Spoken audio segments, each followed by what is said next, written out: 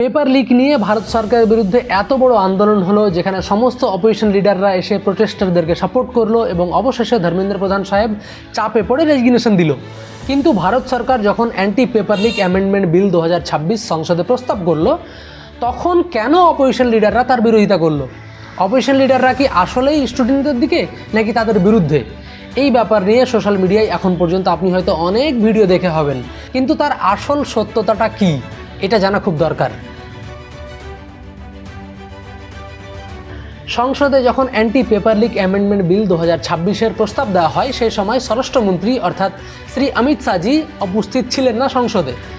Opposition লিডাররা বারবার বলতে থাকে যে শ্রী অমিত শাহজিকে আগে ডাকা হোক এবং ছাত্রদের বা প্রোটেস্টারদের উপর যে সমস্ত অত্যাচার করা হয়েছে, টিয়ার গ্যাস ছুড়ে বা লাঠিচার্জ করার মাধ্যমে, এই সমস্ত ব্যাপারে আগে কিছু বলা হোক।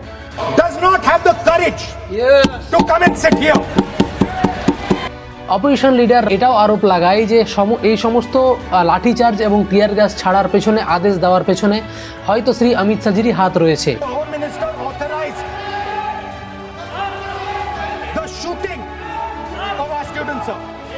এবং তা নিয়েই মতবিরোধ শুরু হয় সংসদের বাইরে এসে রাহুল গান্ধীজি এটাও বলেন, যদি শ্রী অমিত শাহজি আদেশ দিয়ে না থাকে তাহলে সেটাও সংসদে এসে বলুক যে আমি আদেশ দিইনি, তাহলে হয়ে গেল। अगर कुछ नहीं किया, कोई ऑर्डर नहीं दिया, तो फिर सफाई दे दो कि मैंने ऑर्डर नहीं दिया। আগে কার আদেশে প্রোটেস্টারদের উপর এত অত্যাচার করা হয়েছে সেটার আগে ইনভেস্টিগেট হবে, তারপরে অ্যান্টি পেপার লিক অ্যামেন্ডমেন্ট বিল 2026 পাস করা হবে। সিজেপি স্পিকার আশুতোষ বলে, এই অ্যান্টি পেপার লিক অ্যামেন্ডমেন্ট বিলে শুধুমাত্র পেপার লিক হওয়ার পরে তাদের বিরুদ্ধে কি হবে এই ব্যাপারে আলোচনা করা হয়েছে, কিন্তু পেপার লিক কিভাবে থামবে এই ব্যাপারে কোনো আলোচনা করা হয়নি। पेपर लीक रोकने के लिए आप क्या कर रहे हैं, उस बारे में आपने आज भी कोई बात नहीं की। আরও বলে 2024 সালে অ্যান্টি পেপার লিক বিল নিয়ে আসা হয়েছিল, তারপরেও এতগুলো পেপার লিক হয়ে গেছে। সেইখানে বিলে যে সমস্ত শাস্তি এবং জরিমানাগুলো করা হয়েছিল, শুধুমাত্র সেই সমস্ত শাস্তি এবং জরিমানাগুলোকে বাড়ানো হয়েছে এবং সিবিআই যাঁচ, ফাস্ট ট্র্যাক কোর্ট, এই সমস্ত ব্যাপারে আলোচনা করা হয়েছে।